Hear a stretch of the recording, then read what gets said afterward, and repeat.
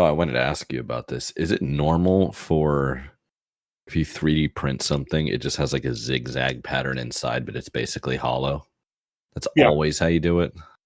You get to choose the different pattern. Is this normal? I'm so tired of this happening. What is that? It's a phone stand. It's the infill.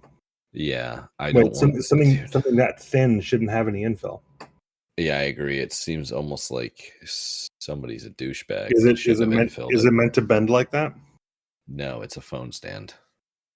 It's actually the second time it's broken, but it's like the perfect angle to hold my phone, and it's like the perfect like low profile height. But but it's not supposed to bend like that? No, it's supposed to be solid, but I dropped my phone on it. Oh, and yeah. Because I dropped my phone on it. That's poor design. Who made that? Me?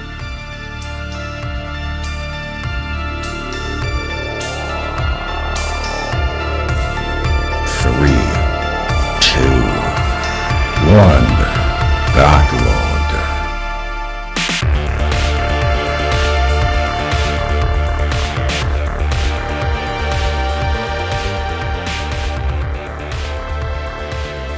Welcome back to 321 Backlog, the video game podcast where we talk about games from our backlog. My name's Alec, and I'm joined by my good old pal, Jimmy, old friend, good man, dude, pal, guy, James. How's it going, guys? How are you doing tonight, Alec? Are you having the best night of your life? Here's how my day went. Woke up super tired because I went to bed at like midnight for no reason. I drove for 8.5 hours to work in North Carolina for the week. And then the last 2 hours have just fallen apart. I waited too long to get dinner. DoorDash is incompetent. In Williamston, North Carolina, don't want to throw you guys under the bus, but my God, guys, come on. If you live there and you happen to work for DoorDash, go ahead and stop listening. Yeah, we don't want you to listen. Just do something else. Yeah, just find something else to do with your time, okay? So yeah, so I'm going to be editing out my lip smacking and eating of this burger while we record a podcast. Yeah. What are we recording about today?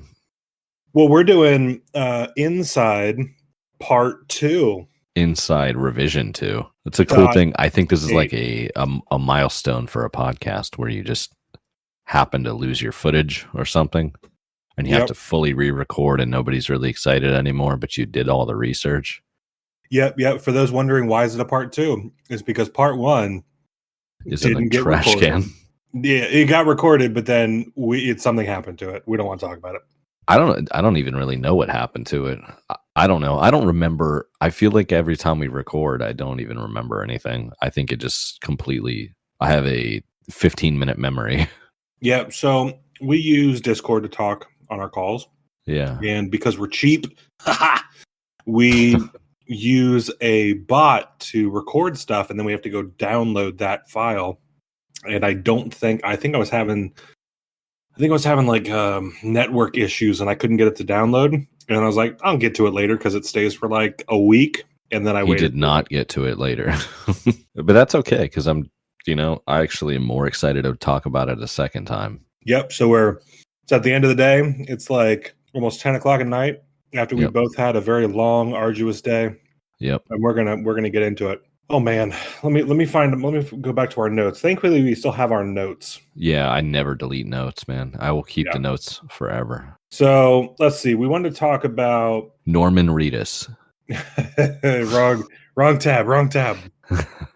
We wanted to give some info about the game up front and kind of get that towards the beginning to get that out of the way, and then kind of go into the basic discussion. So Inside was a follow-up not a follow-up, but a second game that came out from Playdead, the same one that developed Limbo, which we've already covered. Yeah, it was originally released on Windows, Xbox, PlayStation, Nintendo Switch, and that was in 2016. Oh my God, dude! We're almost like I think we probably recorded it right around the anniversary time of it, the original recording.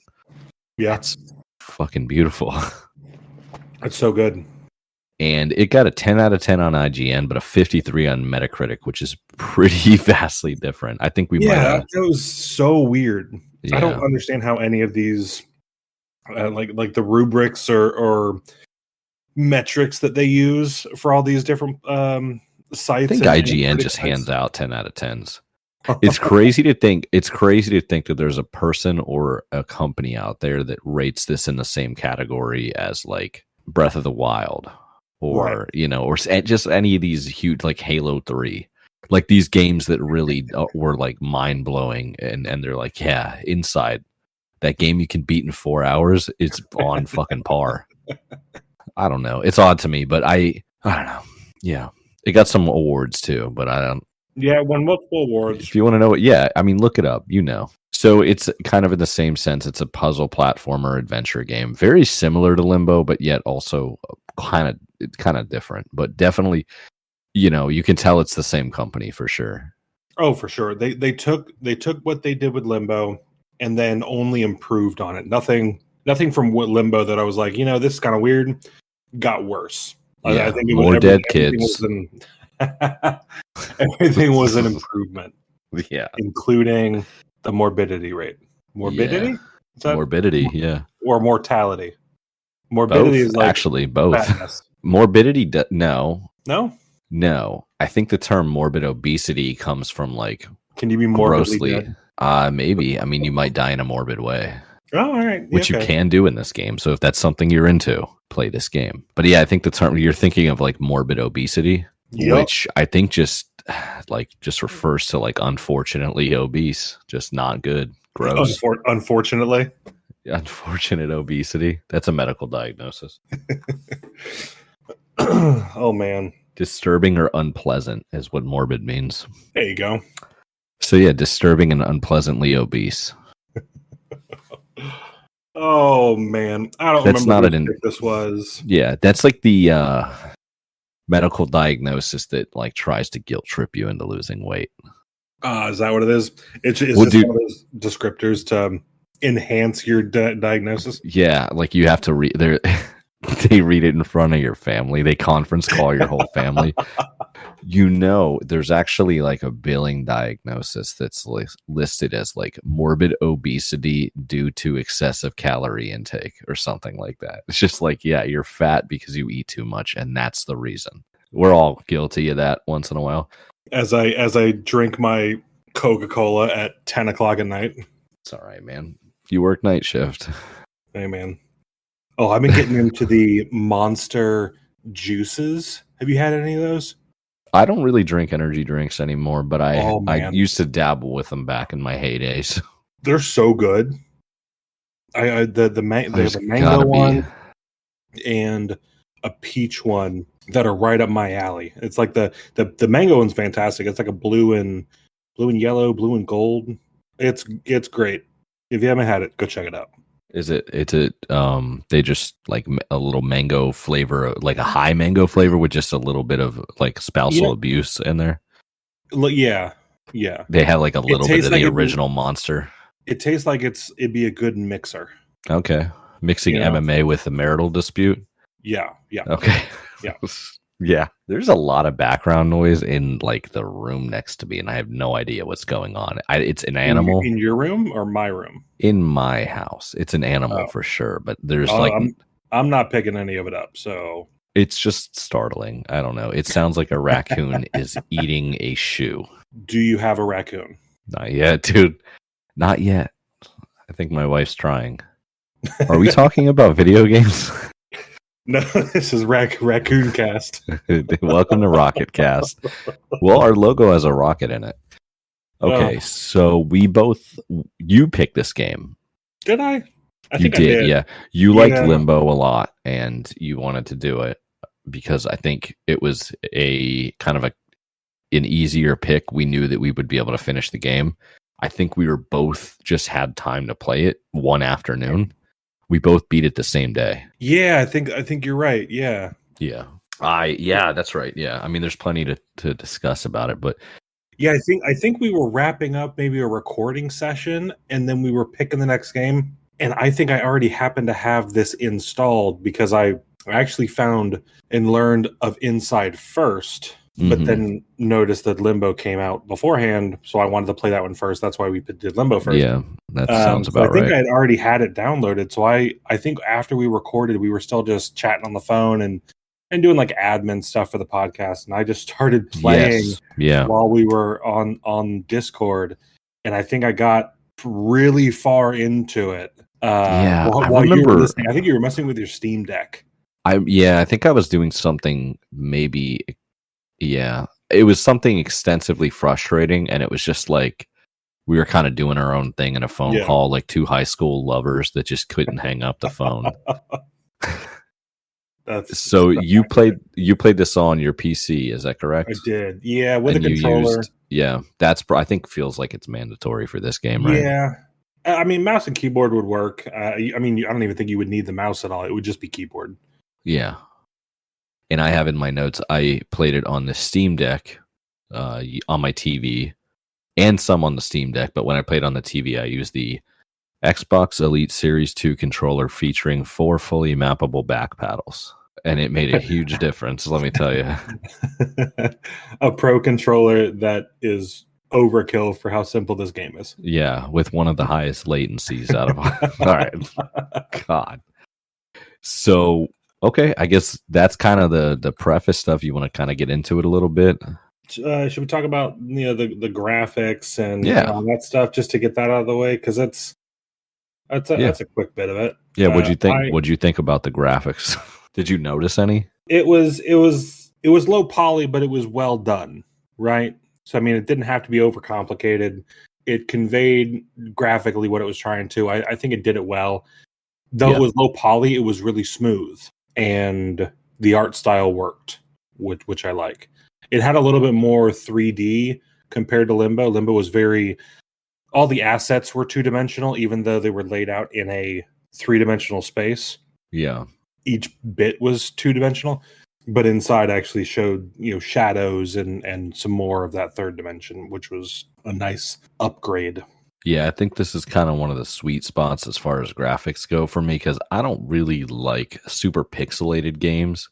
It doesn't appeal to me. Vampire Survivors is a big one a lot of people love, and it's like pixel graphics.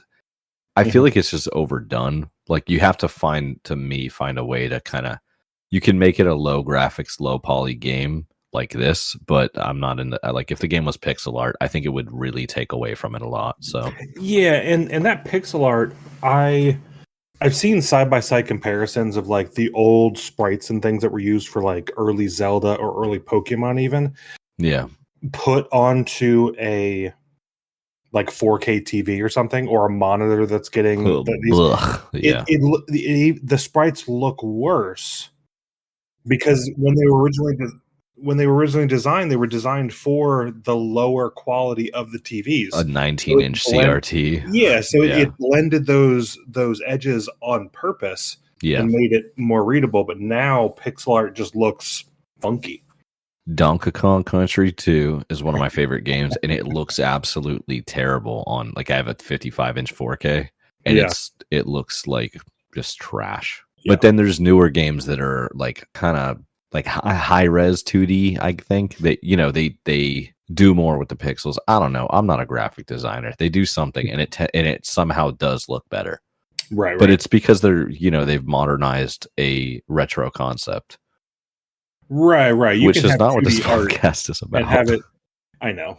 Yeah, I know. It's just something I don't know. It felt like it was worth discussing, but I kind of got away from myself there, I think. I liked the graphics. Graphics good. 8 out of 10, bro. What else? The sound. There were no voice acting or anything. No. But the sound quality was on par with most games. It was good. I did. Yeah, there was a little bit of sound cues, a little bit, but I think I could have beat the game on mute, probably. Right. I think it did more with like visual cues than Limbo did. Limbo was very big on needing some sound cues, not 100%, but more so, and maybe some vibrations in the controller. But with Inside, there was this one bit where you were like running, and there's this like intense like sound wave or something coming through, but it like kind of like distorted the screen and everything. You can kind of use that cue instead of like the sound it was generating. So right, that was nice. I specifically remember like there was certain sections where the kid would. He's the kid, right? The last we talked about God of War at some point. It's the boy, it's the kid. But he would jump down, and the sound of his like feet hitting the ground was just fucking abrasive. It sounded like a 20-legged spider wearing tap dancing shoes jumping onto a pile of sheet metal. I don't know. It was so clunky sounding. It was painful. I didn't like it. Was it clunky because of the sound, or was it like so noticeable because it was mostly silent? Like not silent, but like there wasn't a lot both. Yeah. Yeah, I think it was an abrupt, unpleasant noise, and then I think it was also going from an almost dead silent atmosphere to just, Yeah, I think it was a clatter. Maybe those sounds where it bumped up in volume weren't maybe configured just right, because I had some issues with some of the sounds that kind of came out of nowhere. But I think what they were trying to convey was because your little kid boy character man is kind of like hiding and running from something and trying to be unseen, that when he does jump off of something and land, that makes noise. So it's like you're being quiet and then boom, not so sneaky. Not so sneaky. So I think that was what they were trying to do, but there were some of those sounds that were like, all right, that's a bit much. One in particular I didn't like there were these dogs through a couple of the sections. They were loud. Very loud and very rhythmic. And I think if I remember how I did it in our initial recording, there was one section where you had to break down this little door this little door, and you had to do it over and over again, but these dogs were coming around to like get you, so you had to like lure the dogs around, get what you needed to, and then go back over this fence or something and keep doing it. And it took a couple of like rounds, but the dogs kept staying in that area and would bark really bad, and it turned into like almost like a record skipping where that sound it was just the same sound bite played over and over again. Played over and over again. Yeah. So times like that, it got a little frustrating. That's kind of what Habit Dogs is like, though. Sometimes. I put story no. No, I mean, you put what the fuck. Yes, the story was interesting. I think because I had this complaint or note with Limbo, and we're gonna compare the two. That's to fair. Me, Limbo was it was hard for me to find only through the gameplay any story at all. I didn't see one. Yeah, the story I discovered like through reading other people's. Yeah, and if I'm going to play a game, I don't want to have to play a game and then go and search online for all the stuff. I do kind of like that. For a game this small, I mean. Right. Yeah. If it's going to be this small, I don't need to spend another 4 hours scouring YouTube and all this, that, and the other to get the full experience. Make the full experience in the game that I'm playing and that I paid for, right? Yeah, if it's a 4-hour game, I want to be spoon-fed within the 4 hours. Give me 4 hours worth of content, and don't make me have to go find something else. Yeah. So I didn't think the game was very challenging. I know, like, we're gonna kind of get into the gameplay mechanics, which is really it's a game, so that's the big section of it. But I didn't find it. Did you find it difficult? Really? No, there was less trial by death. Limbo is really big on you would encounter an obstacle, and genuinely the only way you could figure it out was to die and then see, oh, there's the solution, and then change how you did it. I got so much playthrough bloat with Limbo on the trial by death, and I don't particularly like that. So there was that fits that game a little bit.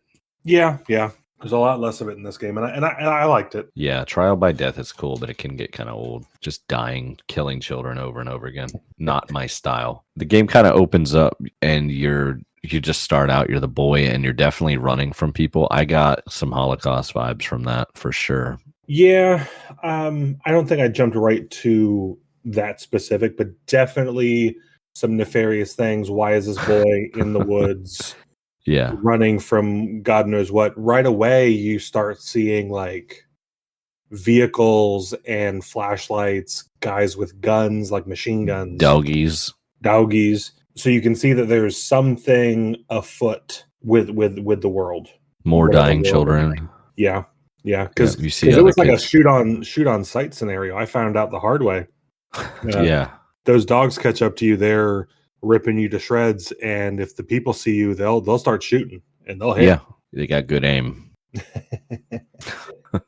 No, I did like this though, because right off the bat, this is something I noticed within the first few minutes of gameplay. Again, compared to Limbo, apologies. The hazards that you deal with started coming from the background. In Limbo, it's very much what's behind you, what's in front of you. Right. There you go. Yep. Now you have to like pay attention to what you're seeing in the background, because the dogs, for example, every time those came up, they would be a background piece and then become a hazard. Background to foreground. Yeah, and it was done, and that was done really, really well. So I liked the change, or the addition rather, to having to find out where your hazards are coming from, not just the normal platformer of your hazards are either behind or in front of you. Yeah, and then there's a pig. Oh, the pig. The slippery pig. With the most gnarly of squeals. Dude, that was pretty good, man. Was it good? Did you do the voiceovers for Razor and Crawl? That's my side gig.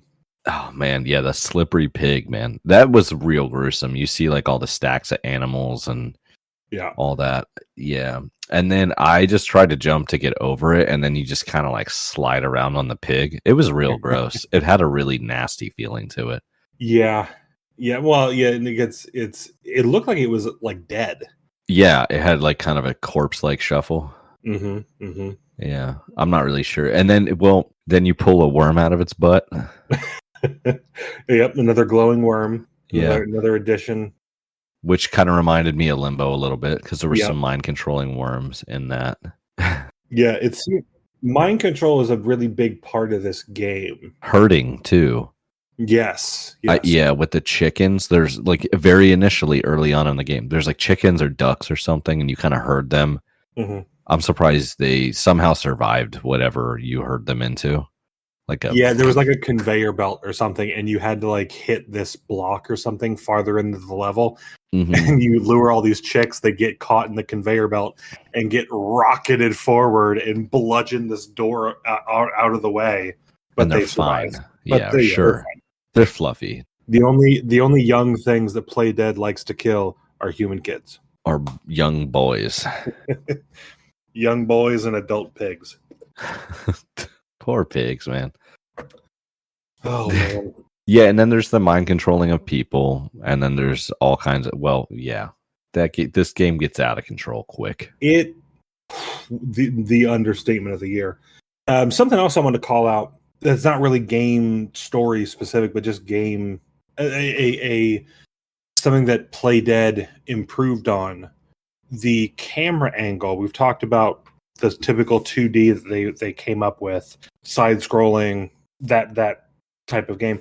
They've started working on not having their camera position be a static position. So what I mean by that is there were parts of the level where your camera angle would like move, and it would like angle in different spots to be kind of like behind your character almost, or maybe in front of it, just to see more of the scenery around it. So it was nice to get more of the world in the shot versus Limbo, just by changing the angle of the camera.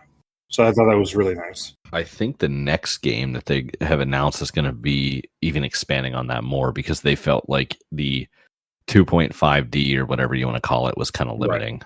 So have they announced their next game? Not a title, but they said they're working on one, and they said it's going to be more 3D than the other ones.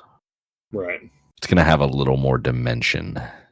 Yeah, on their website, it's getting like a space vibe, or even like a Hoth, like the Frozen planet. I've never heard of that. From Star Wars, HOTH. Is that where the guy climbs inside of a Yeti or something? Yeah, I forget what it's called, but it's like a little Yeti mixed with a dinosaur kangaroo horse. I don't think kangaroo is in there at all. No, it's like it's in retro. It's got like, two big legs, little legs in the front, and it kind of bobs. It's got a big old tail in the back. I don't know. And he climbs inside of it with there is a Yeti. There's a Wampa. I'm looking it up. I don't know any of this. There's a Yeti thing. Welcome back to Star Wars podcast. Yeah. Wow. That's practical effects on that were I'm picturing like interesting. those dinosaurs from like Jurassic Park that had like the duck bills. They sat on their back legs. They have like Pachycephalosaurus. Wait. Is that just thing? come out of my Pachycephalosaurus? Those were the head rammy boys. Oh, no, not like that. No, I know. I don't know if they were Hoth natives. I'm just going to Google pictures of dinosaurs until I find the one I want to show you. Yeah, Ducky the dinosaur from Land Before Time. Ducky. He was a Saurolophus. Dinosaurs are named pretty silly. Yeah, Saurolophus. So Luke Skywalker cuts open his frozen tundra Saurolophus, climbs in it. Anyway, how do we get on this topic? I think you were talking about your Happy Meal toy. Playdead's next game looks like Star Wars set in space-ish, maybe, or in a snowy zone on Hoth. So landscape, not actually in the Star Wars universe. That's what their website about looks that. like. So we'll see. Did you get held up anywhere in this game when you were playing it? Oh man, any difficult sections? The underwater area was pretty difficult. I didn't understand what it was trying to have me do in some parts. I think near the submarine, was the underwater right off the bat submarine? There were a couple water-based sections in this game. Mm-hmm. There was the initial part with the submarine where you have to like ram walls and jump to get it through places, and you have to actually go back and get it later on. Oh, yeah. Then there were some more underwater parts where you just straight up swam in. Right. Actually, before that, one bit that really gave me issue was there was a spot in the game where you're in this facility and you're like walking in a line of people. And you have to move when they move. And then towards the end of this little scene, doggy, I thought I wasn't doing it right. And then the dog would get alerted and come and rip my face off. Yeah. So I kept having to redo it. But I then realized that right when the dog starts barking, you just book it and run. Right. And I only knew to do that because I heard you doing that part while that one, we were having our date night. I think I died maybe like 10 times before I like really, maybe longer, before I really figured it out. Yeah, the dogs in general in this game, man, I had like kind of an epiphany about dogs. If I got attacked by 3 dogs, I'm pretty much fucked. Like 3 full-size dogs. Give me 3 Chihuahuas and they're done. But yeah, like 3, I think they're basically Rottweilers, right? Or Rottweilers or Dobermans. I'm sorry, Dobermans. Yeah. I meant to say that. I always mix them up. They're basically the pointy ear. Yeah, they're the same dog, I think. Right? They're the exact same dog, but it's like you take the Skyrim slider and move it like shorter and fatter for the Rottweilers, and then like longer and slender for the Dobermans. But yeah, dude, if 3 Dobermans came after me, I don't even know if I could handle 1. I feel like I could in my head, but probably not. But 3, that's no pretty chance. Rough. Those pack animal tactics are pretty rough. One by itself, especially in this game, dude. I had a neighbor's dog charge me when I was walking to the bus for school in like high school, and I gave it a good old smack to the face. Oh man. Well, I guess he had to. It was him or that. It was either them or you. It was like a dog that was like kept outside on a chain all the time, and it broke off the chains. It was not a happy life dog. Was this in the neighborhood we grew up in? No, this is in Palm Bay. Okay. Yeah, back on Thuringer for those that live in Palm Bay. Nobody I know lives there anymore, so it doesn't matter.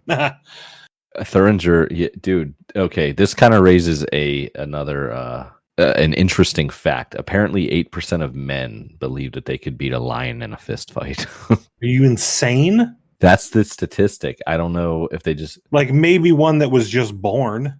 They didn't specify. I'm saying maybe. No. The stat rises to 9% when versus a gorilla. Have you look up a chimpanzee with alopecia? It's terrifying, but I'm gonna look it up. They're fucking jacked. They're nothing but muscle. They will rip you to shreds. Have you, dude? I know, dude. They are jacked, bro. I used to work out with a guy that looked just like that.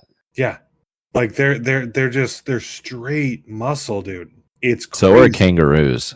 Yeah. Have you ever? Oh, dude. Have I ever fought a kangaroo? No. In my past life. Have you ever seen how jacked a kangaroo is? Like a male, like a. Just feels like a Joe Rogan podcast right now, dude. Like a male. Have you seen their balls? Have you seen how big their nuts are? No, we're gonna start eating elk and weightlifting and doing the polar plunge. Yeah, dude. I can't. Yeah, I can't do that, man. I tried taking a cold shower like last week, and I do that occasionally, died. once in a while, because when I shave, I I throw the water to as cold as it can get after I shave. Yeah. And then I wash, like rinse off the shaving cream and everything. What are we talking about? I don't remember. Bald chimpanzees. Their intelligence is the only thing stopping us from being absolutely destroyed. Yeah. Planet of the Apes is going to happen. I'm ready for it. Speaking of the water parts, man, the submarine in that game.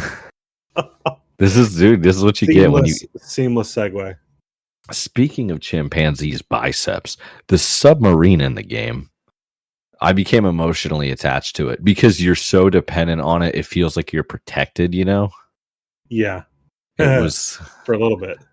And then some stuff happens, but no, I totally know what you mean. When we were playing through Death Stranding, I think I talked about this on the podcast. For that, you get to a portion where you have a vehicle, and I would go out of my way to make those vehicles last as long as possible. When the game was like basically saying, "Hey, you're going to go up this mountain. You don't need a motorcycle." Like I would just continue to try and use these vehicles. So I totally get it with the submarine. I wanted to keep it as long as I could. Well, there was a part where you have to get away. You dip out from the submarine and you go and you do a bunch of stuff, and then you get to go back to the submarine. Yeah. It was the best part of the game for me. I was so happy to see. It's like my old pal, you know? It's like nice. It was just, it's what I needed at that time. Yeah. And then also in the underwater, there was that Mer thing, demon of the depths. Like, I don't think she had a tail, but I assumed it was a she. It was very long haired, and you couldn't see any features. So it looked like a she to me. But that thing was ferocious. There are some people that think that she was trying to help you the whole time. Mm-hmm. Like she's trying to pull you out of the submarine to imbue you with the ability to breathe underwater from the get-go. And it just is interpreted as a game over, a death or whatever. But yeah, there are some people think that she was the whole time was out to help you, not to get you. Right. I don't know. It's an interesting thought, because at one point you end up, I think you find yourself outside of the sub for some reason, and then I think you get grabbed or pulled way, way down. Yeah. And then it looks like you are drowning, but then the game starts again and you're aware. And I think you grab onto something and it just snaps and you fall in or something, and then she just pulls you down, and then like 27 minutes later you gain control of your character again. It was so far. Yeah, it was unreasonably far. And then you're now breathing water. There's a couple other things that happened from that point. Yeah. Strap in. But I was very confused. I didn't know what to think. I didn't, because again, we already had this convo, so I'm remembering kind of the bits and pieces of our last conversation about this game. But if I remember from playing it in the moment, I was so confused on like why I could suddenly breathe water, and this thing that was trying to kill, like I perceived trying to kill me over and over again. Right. And now they're just gone, and I think no longer a threat. I don't think you encounter them after that. So it was just weird. It was weird. And it just kept getting weirder.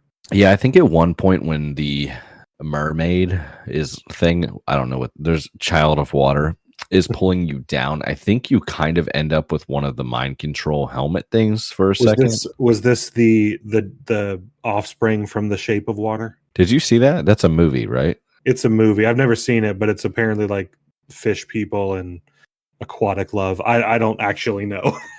I think I've seen that movie, and I don't think that's how I would describe it. Yeah, I know nothing about it. Yeah, I think I did see that movie. It was kind of strange, and I don't even want to get into it because I don't remember it well enough to try. I do remember one part where a guy gets 2 fingers bit off. There you go. And he loses these 2. He loses Okay. his pinky finger and his ring finger. And he's on the phone with somebody, and he's very nonchalant about it. And he says, "It's okay. I still have my trigger finger, my pussy finger, and my thumb." That's about the only part of the whole movie. I think I'd be okay with losing those too. I feel like I'm probably going to lose them anyway. I don't know why, but they're just, I open doors with my pinky fingers a lot because it feels cleaner to me. Because you're not gonna do anything with your pinky later. Yeah, I don't eat with my pinky finger. I don't like, so if I open a bathroom door with my pinky finger, it's gonna rip off one day. What the fuck are we talking about? I don't know. It's midnight and we're rambling about The Shape of Water. I feel good about it though. I thought in the moment that I was dying, and maybe this was like an undead situation or like a dream state. Again, just after we got ripped down and learned the ability to breathe underwater, yoinked, just confused. Just that's when the whole game falls apart. And really it does. These are also, I think, all the parts that we're getting into now. I was playing like in the pitch black bedroom on the Steam Deck, so it was even more like weird. I don't know. It was just more. I had headphones in, so I got to like really hear all of the body parts. Oh Lord! So I do want to talk about something before we get all the way to what you just alluded to. Yeah. Going all the way back for a minute, back to the pigs, the with the butt worms. Yes. That was like what, 5 minutes in? Very, very early. I'd say it was closer to 7 minutes, but yeah. Okay. All right. It's showing from that point to the end of the game, you're like uncovering slowly that they're doing this like experimentation. Yeah. And again, we mentioned mind control is a big thing about it, but like quote unquote level progression, because there aren't really levels. It's very seamless all the way through, just like Limbo. You're slowly watching the different stages of whatever this business, entity, agency, whatever group, their stages of how they're doing their experiments. And Political party. It started with like pig and animal trials, then basic human trials with like getting the people to follow basic tasks like walking back and forth and removing like the consciousness from the body but keeping them alive, because you saw a lot of like zombie like like a lot of people just standing in corners and like not doing anything. They're not like dying or decaying or anything. They're just like standing there waiting. They're like waiting to be told what to do. Yeah. So you got a lot of that. Then after the water bit, you start going into like the actual facility where there's like science-y stuff and people in lab coats. And then you've got like there's one section where it's like that big diorama of like maybe where you are geographically. Remember that like, there were like dioramas or cases that had like mountainsides and stuff that were like to scale but like tiny or whatever. Mm-hmm. So yeah, I just wanted to call that out. So we've been building up and seeing like this. We're uncovering this like weird experimentation thing that's been going on for a while, or going on, and then we get to the full what the fuck moment.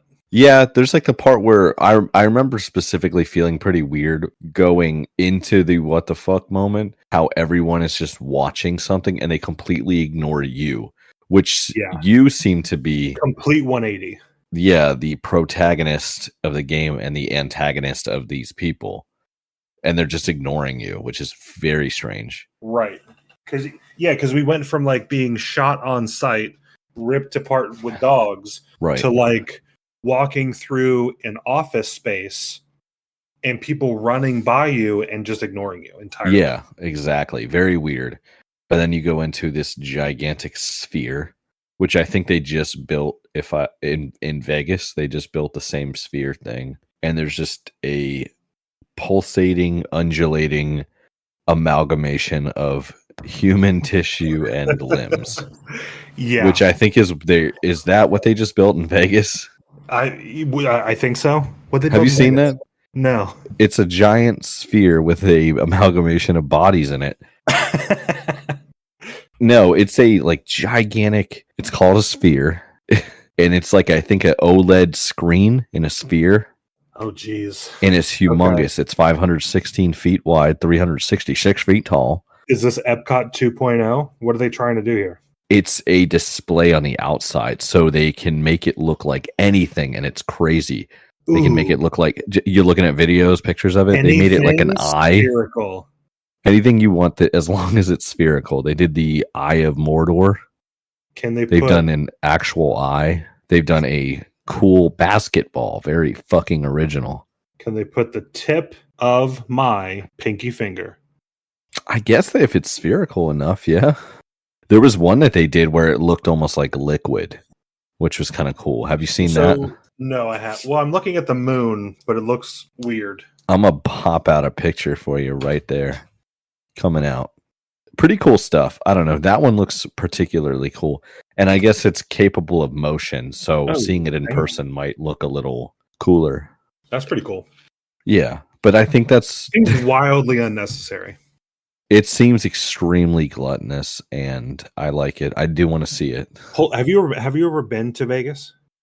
No. I had a project there.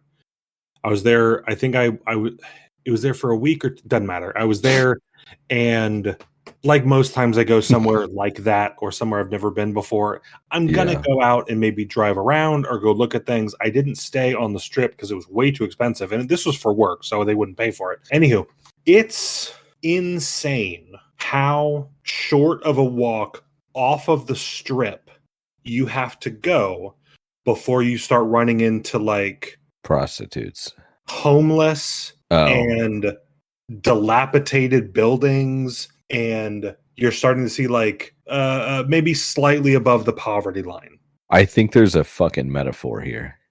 It's I don't know what the metaphor is. Vegas is ridiculous. That this is going to go on a tangent for sure. I'm gonna wrap it up here in a second. Just that it's insane to me. Dude, subscribe to our Patreon if you want more tangents about Vegas. It's insane to me that with all the money and revenue that's generated from that, you go 2 blocks away and there's like amalgamations of human bodies in the street and amalgamations of body parts. So it was I didn't like it at all. Like it made me really upset. I think that happens in a lot of places, though. I think it does. I don't know if it because Vegas is so over the top. Yeah. Like, okay, let's bring it home to us. Disney World. Yeah.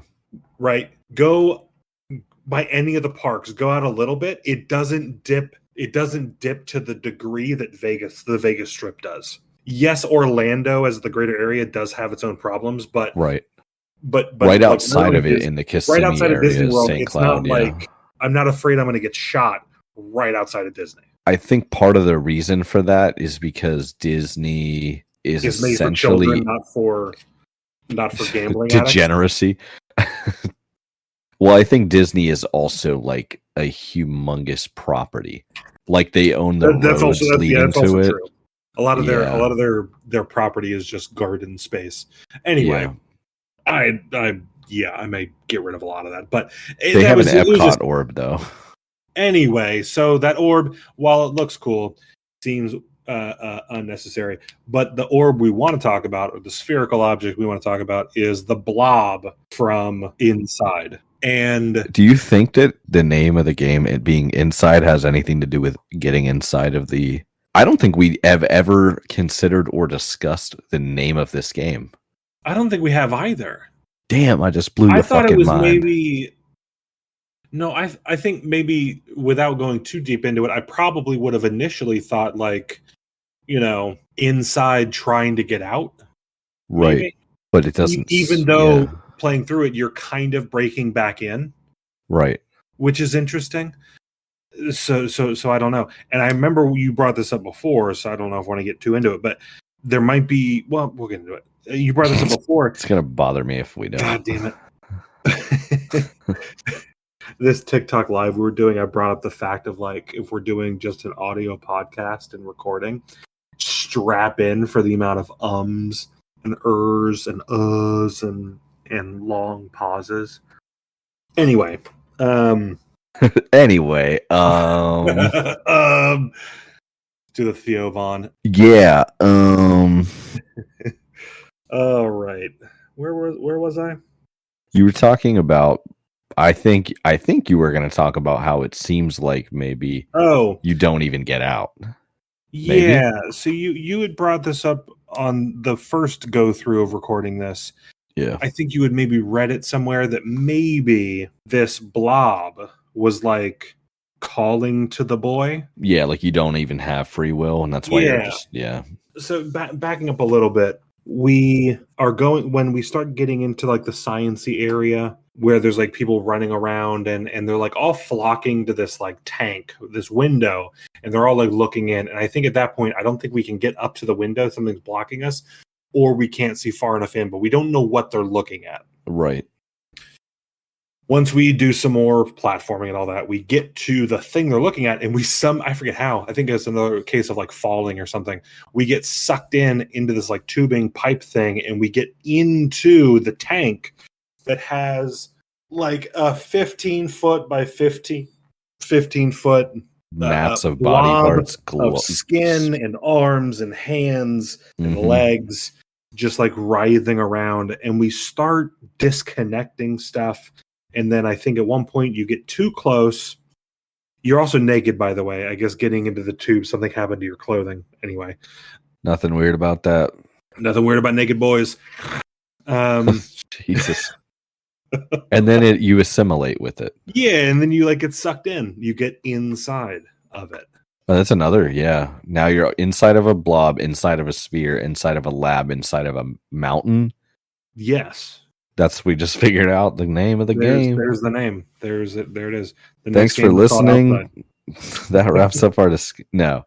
So, yeah. Then the game really, I thought that would be about where the game ended, and then it just like the game just fucking takes off. It goes off the rails. That, there's another like at least 30 minutes. Or yeah, man. The game gets fucking crazy after that because I thought it was going to be over, and then you level up, your character becomes the blob, and then you have full control over it. That was really gnarly.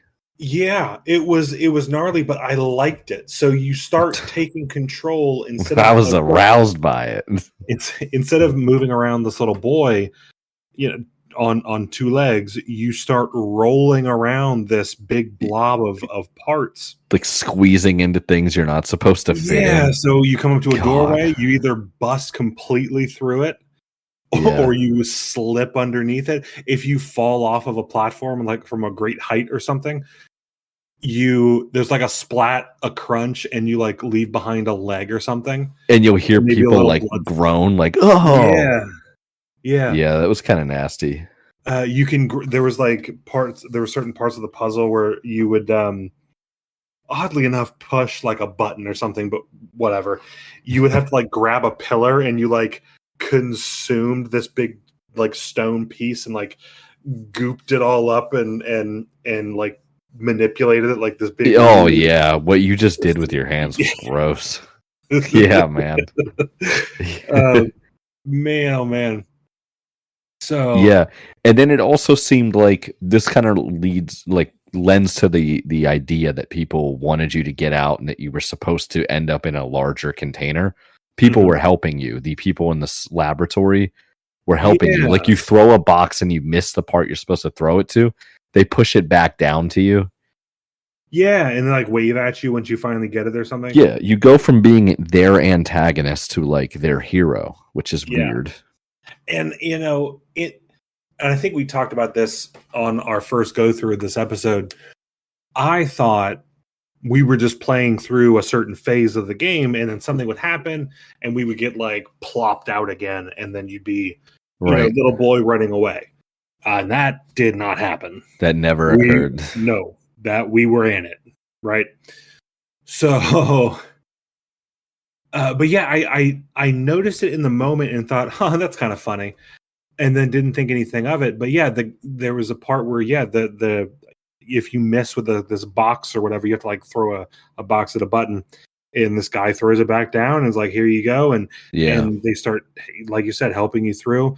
I think in the moment I was like, huh, that's funny, or maybe they were sympathetic to what was happening. And now, after recording this 2 times over, I think it was all slightly intentional. Yeah. You know, that big diorama of like a hillside. It was like in a huge display case, maybe like a 10-foot tall diorama of this like mountainside with trees and stuff, and then smash cut to a little bit closer to the end of the game, you bust out of this wall from this like this laboratory onto a mountainside and start rolling down towards the beach. Yeah. And it's like the same mountainside, which makes sense. It's the same one. But I'm wondering if maybe it's like Truman Show size container now. It's just a bigger one. Yeah, I think that seems like the most likely ending to the game. Like you think you're free, but you're contained again. Right. Especially considering like my interpretation of Limbo was a dark ending as well. This would be a dark ending as well. And it seems like the amalgamation of body parts or whatever was capable of some kind of mind control. It tried to call the boy to it. The boy assimilates with it, and then they trap it again in something where they think, they make you, the player or the mass, think that it's free, and it's not. Right. And then it's still being used in some way for mind control. Right. Which, yeah, they obviously had... what the order of operations were for their experiment. Did they experiment with mind control and then create the blob, or did the blob, was that already like a thing and they were trying to replicate it? So I don't know. Yeah, there's a lot of questions that come up from this, like the scientists suddenly not being, I don't know, like are the scientists being mind controlled too, and that's why they were helping you? I don't fucking know. No, but would they be? Wouldn't that make sense if this blob holds some kind of power to mind control? Like in retrospect, maybe the scientists were helping you because it's a form of some kind of mind control. It raises a lot of thoughts, and yeah, it's possible. I think this is where it kind of goes into like it's open to interpretation. It's whatever you want. Yeah, it's kind of crazy to me that the person that created the game, it's been out for 9 years or something, right? 7 years. I'm not very good at math. 7 years, and he hasn't officially said, even for Limbo, he hasn't said what the story was. So we're never really going to know. It's always going to be open for interpretation. I don't think there's anything that we haven't seen in the game or no one has seen in the game. There's not a hidden Easter egg that no one's figured out. Right. They had collectibles or something. They were like this game's version of like a collectible. Yeah, what was it? I think it was like a power source, and you could remove like a power source, I think, from it. I might be getting it mixed up with our next game, but it was, what was it? I don't know. I think there was like a fan I unplugged or something. If it's like briefly coming to my mind, Googling it is just insane to try to figure out. Apparently, there's a Game Boy Easter egg in the game. I want to see that. Oh, really? Supposedly. If I type in inside game ideas, game ideas. That's not what I typed in. Inside game collectible. Yeah, so there's a box. If you step on it, the contents of the box fall out of the side, and I guess in it is a Game Boy. Yeah. Okay. So the collectible I'm thinking of, it was like this sphere that had lights all around it and a cord coming out, and you like unplugged it or something. Yeah, I don't know why, but in my poor memory, that was a fan, like an oscillating fan. But yeah, I wonder, what do you get for thinking of our next game? Because that had, if you've played, that had like weird stuff like that. Diablo 4? Sorry, because we're re-recording this, stuff's coming out in a weird order. I don't dude, but no. I don't know. So anyway, what do you get if you acquire all of the Easter eggs? I don't know actually. 2 endings, the main ending and an alternate ending. Okay. Oh, really? That's what Game Rant says. I'm oh my God. scrolling all the way to the end because there was, I believe, 16. 13. Once you've unlocked all 13 collectible orbs in the game, there are 13 over the course of the game. Okay, what do you get? I know it's going to be super ambiguous. It goes to a secret ending. Ending. Let's Are you watching it? What? I'm about to.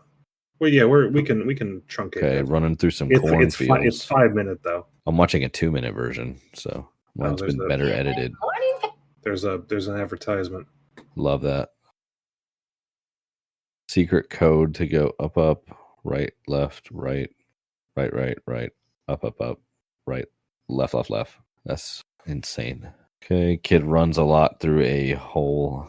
Take this time to relax if you're listening still. It's like if I skipped ahead too much, like an ad came up and I couldn't watch it.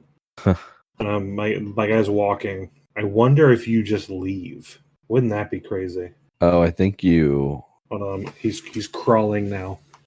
He's going through a big butthole. How's my audio, by the way? Are you coming into the mic? Because I didn't put my headphones in. No, I don't think I am. Probably not a good thing for me to ask at the end of the recording. I'm not catching it. I always look to see if any noises I'm making are showing up. Right. Okay. I think I got it figured out. He's walking for so long. Hold on. He's going through a little light tunnel. He's in like a basement. What in the world? Are you watching it too? I've already watched it now at this point. You're probably going to need a little explanation on it. There's like a tentacle thing in front of some screens. What? Yeah, so it seems like the alternate ending, if you do get all the orbs, you basically get into a little... You go underground and you get into a thing and you pull a plug and then it somehow disconnects the boy and he just goes into like a mindless state.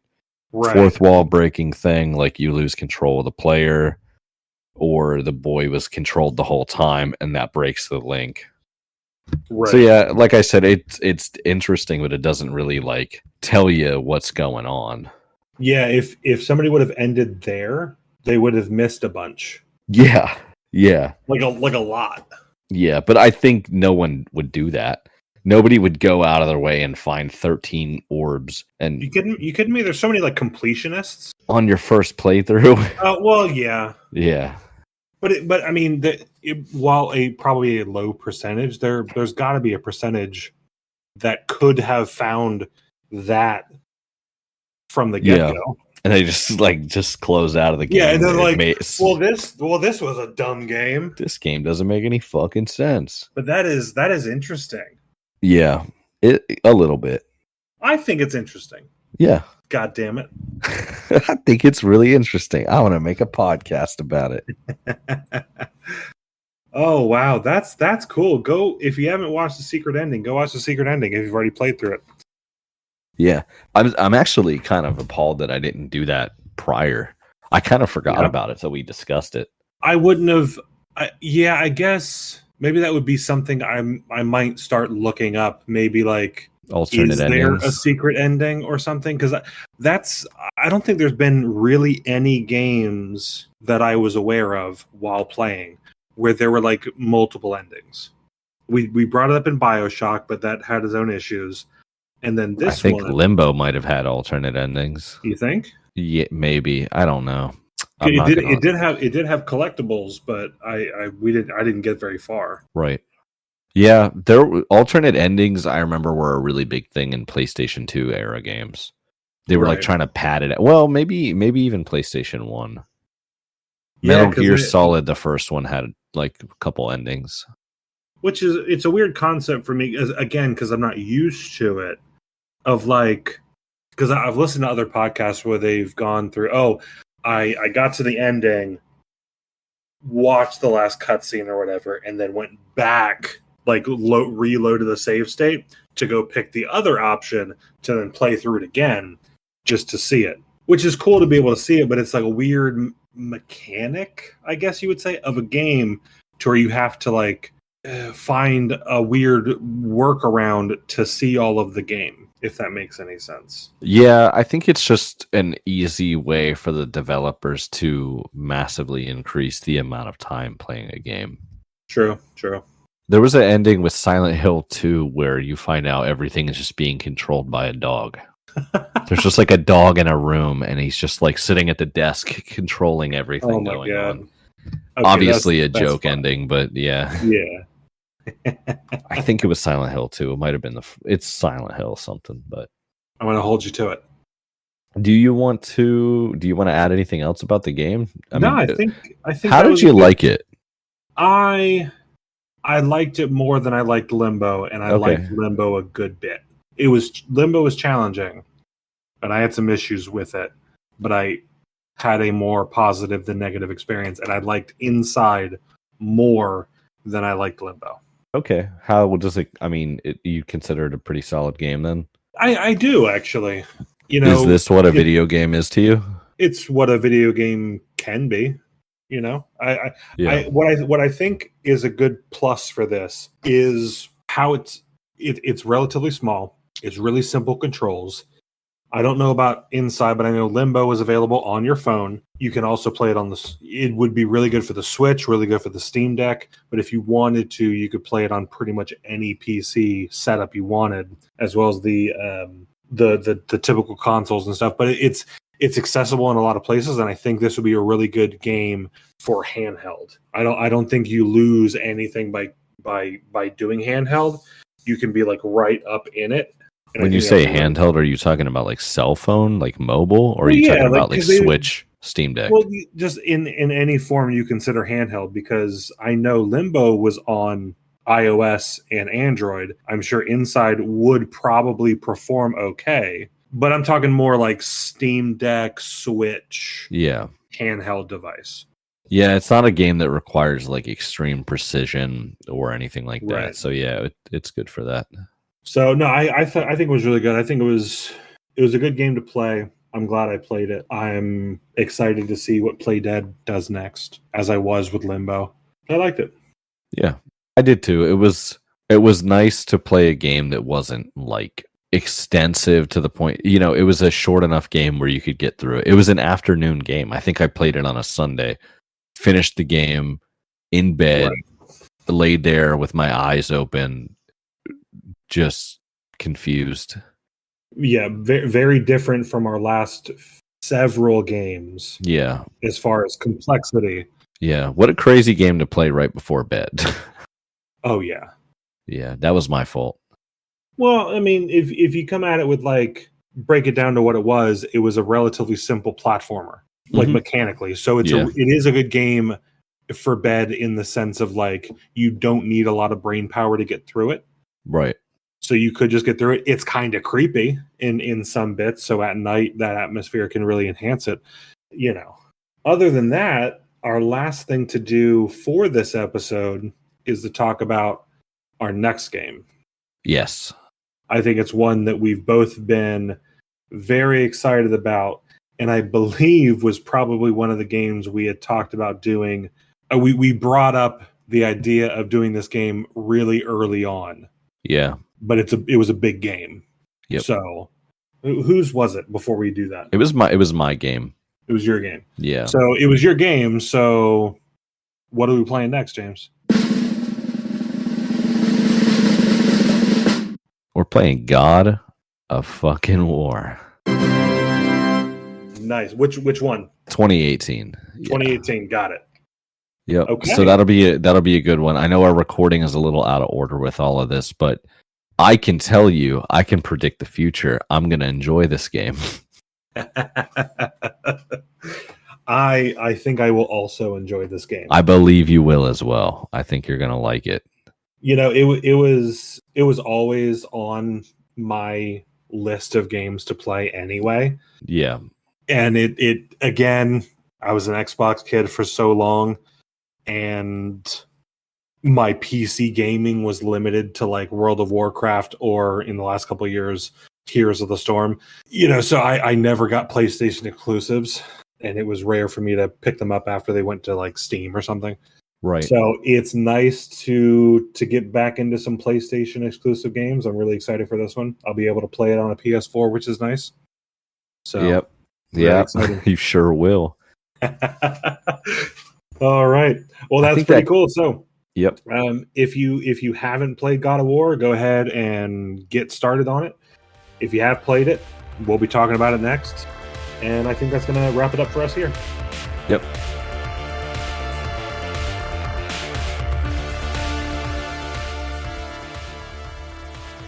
Thanks so much for listening. That wraps up our discussion for Inside. If you enjoyed this episode, please let us know with a thumbs up, a comment, or by sharing with your friends and family. If you're able to do so, play along with us. We'll post upcoming games to our social media and what games are up next at the end of each episode. This has been 321 Backlog by Alec and James. You can connect with us on any of our social media pages by sending us an email at 321backlog@gmail.com. Until next time.